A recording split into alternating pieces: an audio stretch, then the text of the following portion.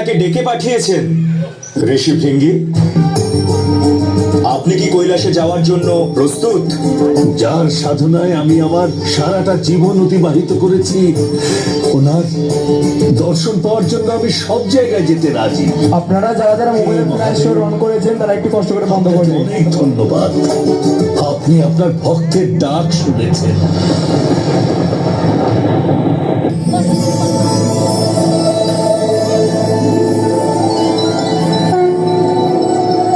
আমার জীবন ধন্য হয়ে গেল। এখানকার আবহাওয়ায় কত পবিত্রতা রয়েছে। নন্দী, আমার এখান থেকে ফিরে যেতে মন চাইছে না। আমি কি এখানে সারা জীবন থাকার অনুমতি পেতে পারি? যদি মাতা অনুমতি দেন তাহলে কোনো বাধা নেই। মাতা? কেই মাতা? কৈলাস স্বামিনী মাতা পার্বতী।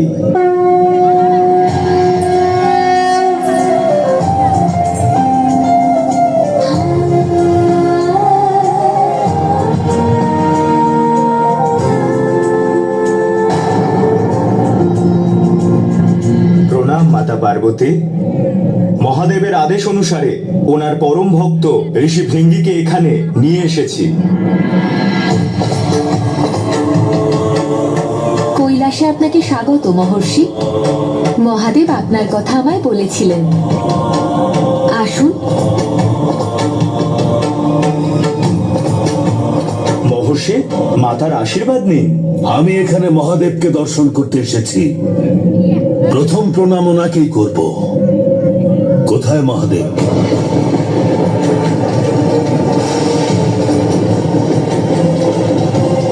মহাদেব এখন ধ্যানে মগ্ন। খুব শীঘ্রই দেখা হবে। ততক্ষণ আপনি কৈলাসের আতিথেয়তা গ্রহণ করুন।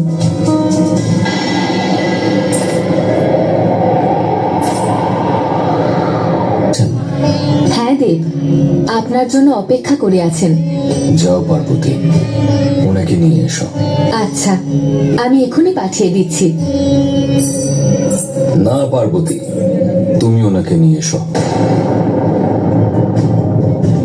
কারণ ওর সঙ্গে সাক্ষাৎ হওয়ার সময় সেখানে তোমার উপস্থিতিও প্রয়োজন। কিন্তু ভক্ত আর ভগবানের মাঝে তৃতীয় কেউ থাকবে কেন দেব? আর আমার মনে হলো যেন ঋষি ভৃঙ্গি আমায় দেখে খুশি হননি। আর আমার এটা মনে হয় যখন ভক্ত ভগবানের দেখা পায় তখন তার আনন্দ পাওয়া উচিত, কষ্ট নয়। ভক্তেরও যাত্রা থাকে এবং ভগবানেরও যাত্রা থাকে, আর প্রত্যেক যাত্রা কোনো না কোনো শিক্ষা অবশ্যই দিয়ে যায়। ভৃঙ্গি ঋষির নিজের এই যাত্রার থেকে এখনো অনেক শিক্ষা পাওয়ার আছে, এবং সঙ্গে গৌরী তোমারও।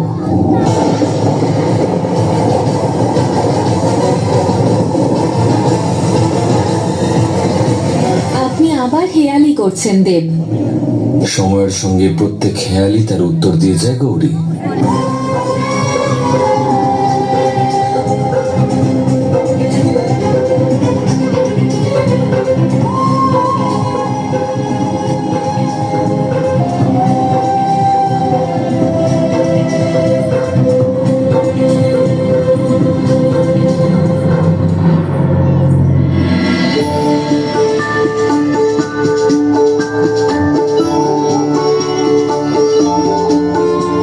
আমি ধন্য হলাম মহাদেব, আমি ধন্য হলাম।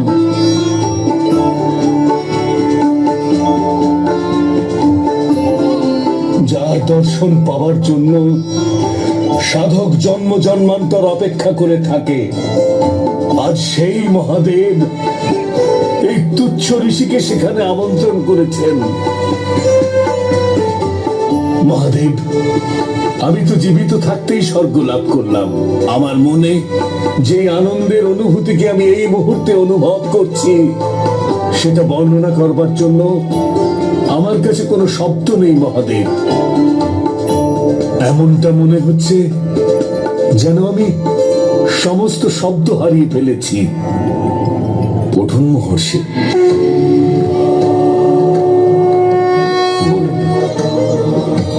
আপনার কোন ইচ্ছা আছে যা আমি পূর্ণ করতে পারি? ইচ্ছে তো শুধু আপনাকে দর্শন করারই ছিল মহাদেব, কিন্তু কৈলাসে আসার পর আমার মনের মধ্যে একটা ইচ্ছের উদয় অবশ্যই হয়েছে। আর সেই ইচ্ছেটা হলো যে আমি আপনার সেবক হয়ে সর্বক্ষণ আপনার সেবায় আপনার কাছে কাছে থাকি। আমার এই ইচ্ছে কি পূর্ণ হতে পারে মহাদেব? অবশ্যই। আপনি সংকল্প করে আমায় পরিক্রমা করুন। পরিক্রমা পূর্ণ হলেই আপনি আমার সেবক হওয়ার যোগ্যতা অর্জন করবেন মহর্ষি। সত্যই বলেছেন মহাদেব, পরিক্রমা তো তাকেই করা হয় যিনি জীবনের সমস্ত বিচারের সম্বন্ধের কেন্দ্রবিন্দু। আর আপনি তো আমার জীবনের কেন্দ্রবিন্দু।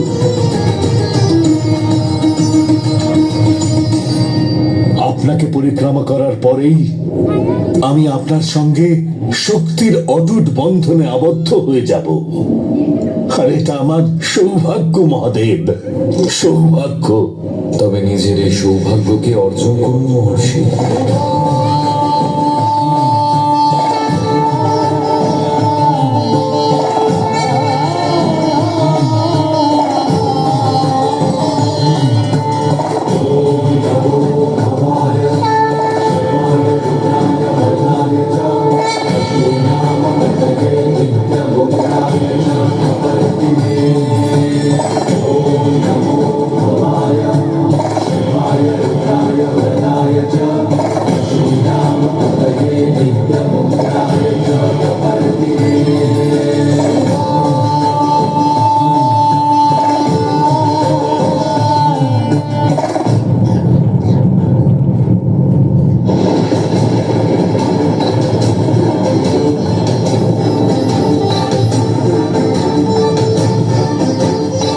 কেমন মায়া!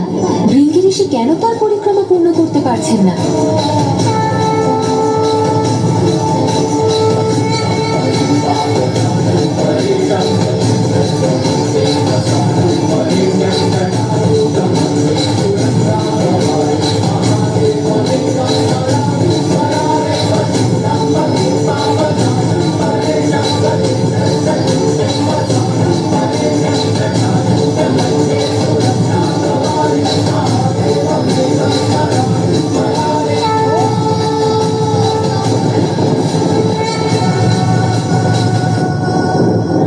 কিরকম লীলা মহাদেব! আপনি অনুমতি দিয়েছেন এবং আমি চেষ্টাও করছি, এরপরেও কেন আমি আপনাকে পরিক্রমা করতে পারছি না মহাদেব?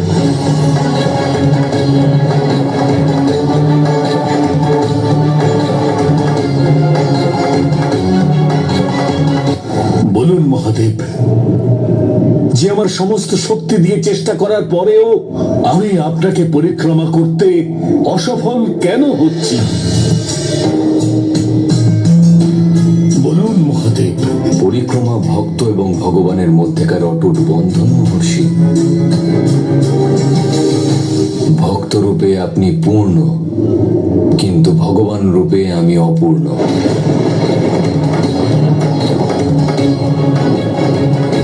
খণ্ডিত মূর্তির পরিক্রমা কখনোই সম্পন্ন হয় না। আমি অপূর্ণ হওয়ার কারণেই আপনার পরিক্রমা পূর্ণ হচ্ছে।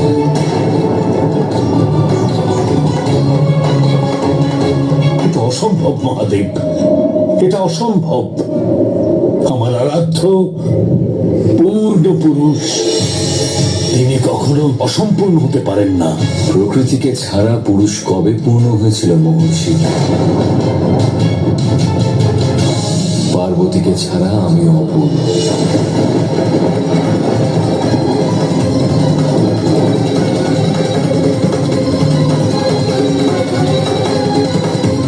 পার্বতী আমার শক্তি, আর আমার ভক্তের পরিক্রমা তখনই পূর্ণ হবে যখন পার্বতী আমার সঙ্গে থাকবে।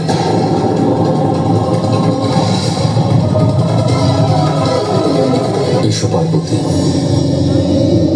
আমার ভক্তের পরিক্রমা পূর্ণ করতে সাহায্য করো।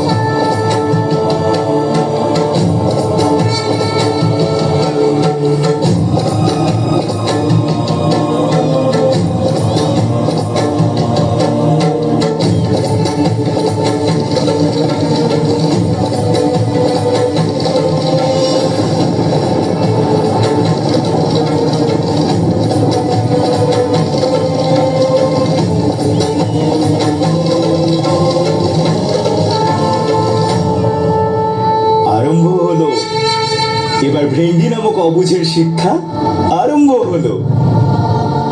পরিক্রমা আরম্ভ করুন মহর্ষি। ক্ষমা করবেন মহাদেব, আমার একটা নিবেদন আছে। নিঃসংকোচে বলুন। মহাদেব, মাতা পার্বতী আপনার পত্নী, সেই জন্য আমি তাকে সম্মান করি, কিন্তু আমি হলাম আপনার ভক্ত, মাতা পার্বতীর নয়।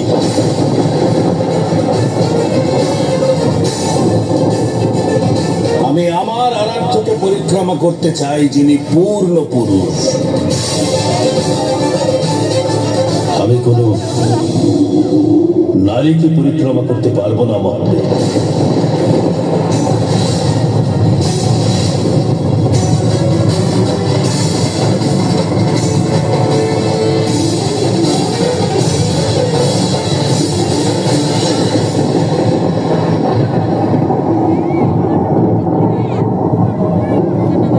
মহাদেব, আমি কি শুধু আপনাকে পরিক্রমা করার অনুমতি পেতে পারি? অবশ্যই। ভগবান ভক্তকে কখনোই ফিরিয়ে দিতে পারে না। আপনার লক্ষ্য হয়ে আপনার সম্মুখেই বসে আছি, কিন্তু পরিক্রমা করবার উপায় আপনাকে নিজেকেই খুঁজতে হবে মহর্ষি। পার্বতীর উপস্থিতি সত্ত্বেও যদি আপনি ওকে উপেক্ষা করে আপনার পরিক্রমা সম্পূর্ণ করতে পারেন, তাহলে আপনাকে স্বাগত।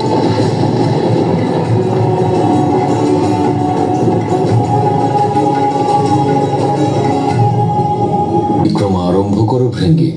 মহাদেব, যে পথ আমি বেছে নেব সেটা কি আপনি মেনে নেবেন? অগ্রসর হও।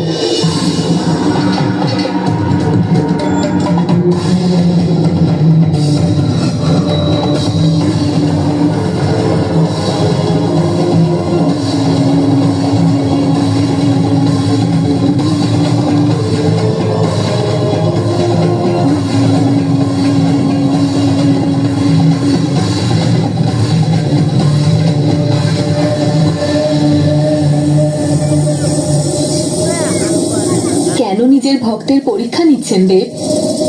পরীক্ষা নিচ্ছি না পার্বতী, আমার ভক্ত আমার সঙ্গে সাক্ষাৎ করতে চায়, সে কারণে আমার অস্তিত্ব সম্পর্কে তার জ্ঞান থাকা প্রয়োজন। ভৃঙ্গি ঋষির সাথে সাথে তোমাকেও একটা সত্যের সঙ্গে অবগত করানো প্রয়োজন। কোন সত্য দেব? প্রতীক্ষা করো পার্বতী, সত্য খুব শীঘ্রই প্রকাশিত হবে।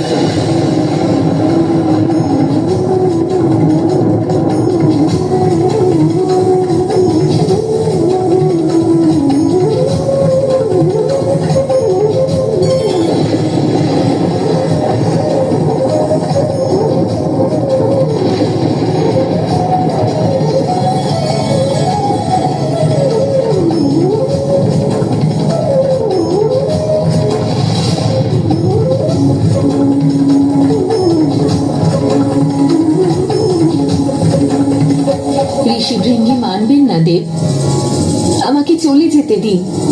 তোমাকে আমার পাশে বসানোর কারণ হচ্ছে যাতে সংসারের সামনে আমার রূপ উঠে আসে।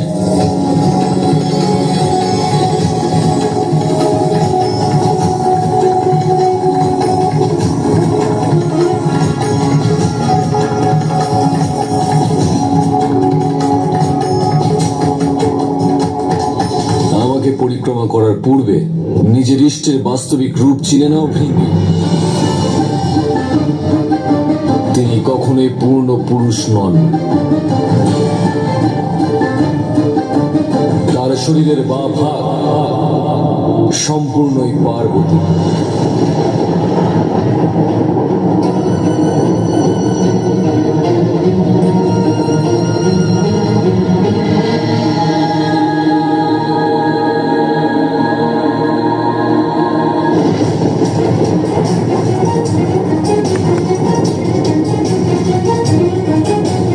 তোমার আরাধ্য অর্ধ নারী, অর্ধ নারী, অর্ধ নারী, অর্ধ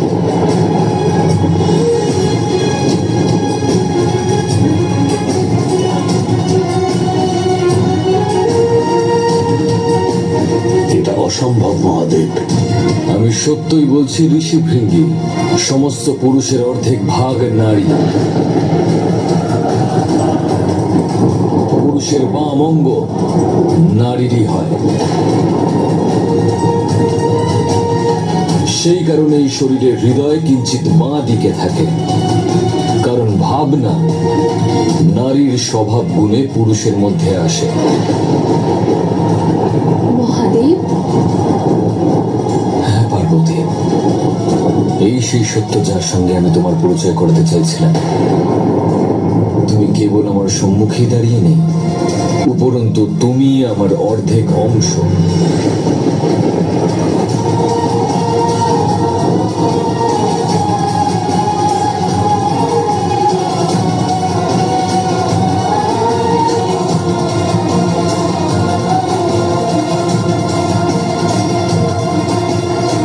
মহাদেব নামক এই ঈশ্বর বাস্তবে এক অর্ধ নারীশ্বর, অর্ধ নারীশ্বর,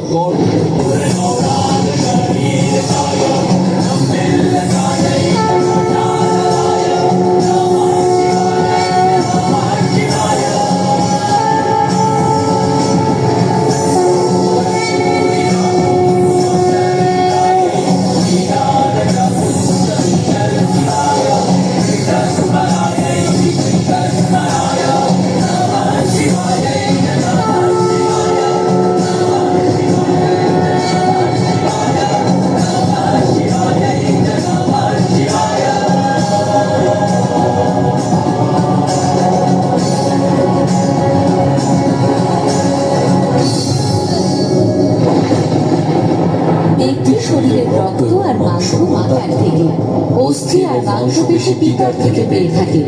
তারপর তার মধ্যে আত্মা স্থান পায়।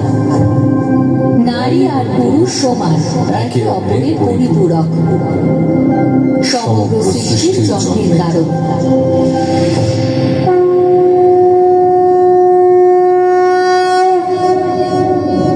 এটা আমি মানতে পারছি না মহাদেব। যদি এটাই হয় মহাদেব, তাহলে নারী পুরুষকে কেন অনুসরণ করে? কেন নারী তার পেছনে পেছনে চলে? কারণ তার পিছনে চলাই আবশ্যক। যে অপরের সহায় হয়, প্রয়োজনে সঠিক পথ দেখায়, তাকে পিছনেই থাকতে হয়।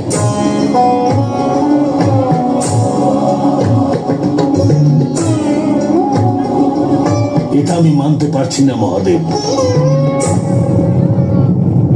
আমি আপনার ভক্ত, সেই জন্য আপনার অংশটুকুই আমি পরিক্রমা করব।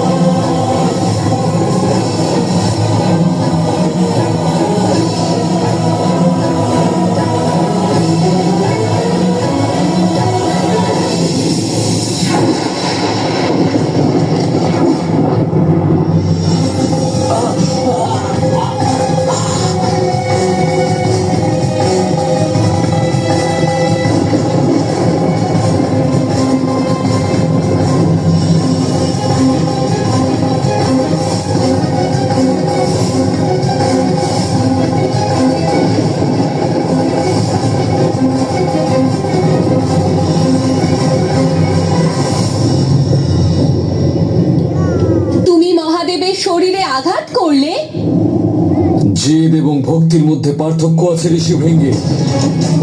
আমি তোমাকে সত্যের পথ দেখাতে চেয়েছিলাম, কিন্তু তুমি সেই সত্যকেই অস্বীকার করতে চেয়েছ। তুমি অর্ধনারীশ্বরের মধ্যে নারীকে অপমান করেছো, তাও সেই নারী যার ব্যাপারে আমি তোমাকে এখনই বললাম যে সে পুরুষের সব থেকে বড় সম্বল, পুরুষের বর্ম।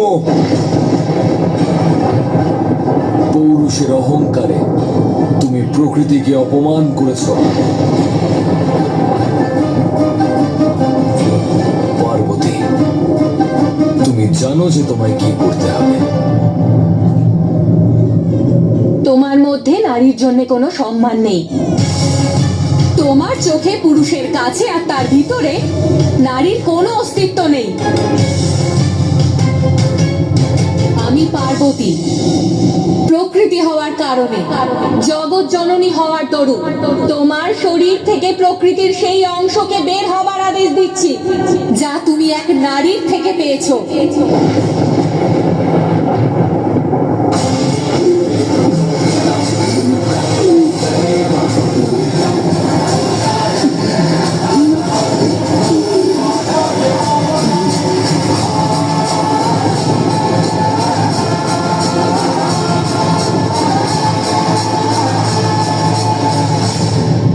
দেখলে ভৃঙ্গি, প্রকৃতির অংশ বেরিয়ে আসতেই তোমার কি অবস্থা হয়েছে। না তুমি নড়তে পারছো, না তুমি চলতে পারছো, আর না কিছু অনুভব করতে পারছো, শুধু এক সব হয়ে রয়ে গেছো। এবার তুমি এইভাবেই থাকবে, আর এটাই সংসারের সম্মুখে উদাহরণ রূপে থাকবে। যে ব্যক্তি নারীকে নিচু মনে করে তার এই অবস্থাই হয়।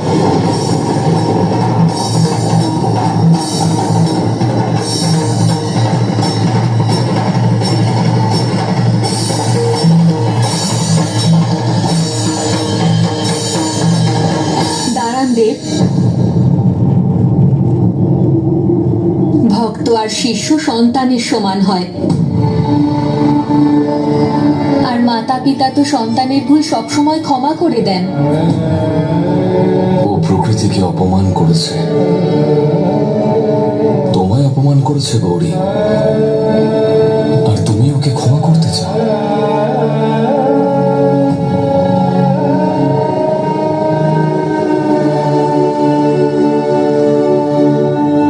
দেখলে ভৃঙ্গি, নারী ঠিক এই কারণেই মহান। তুমি আমার ভক্ত, তা সত্ত্বেও আমি তোমায় ক্ষমা করতে পারছি না, কিন্তু পার্বতী তোমায় ক্ষমা করে দিয়েছে, আর আমি পার্বতীর অনুরোধ অস্বীকার করতে পারি না।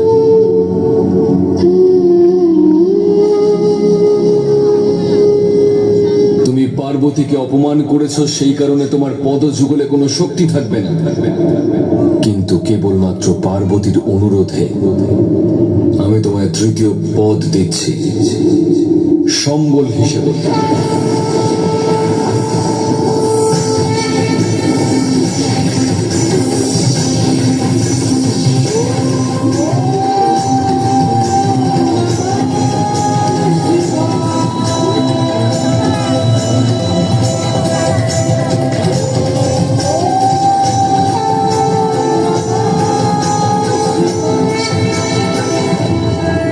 আজকের এই ঘটনা সমগ্র সংসারকে শিক্ষা দেবে যে নারী কেবল পুরুষের অর্ধেক অংশই নয়, উপরন্তু পুরুষের ভাগ্য বিধাতা, কারণ তার মধ্যে করুণা আছে, প্রেম আছে, দয়া আছে, মমতা আছে।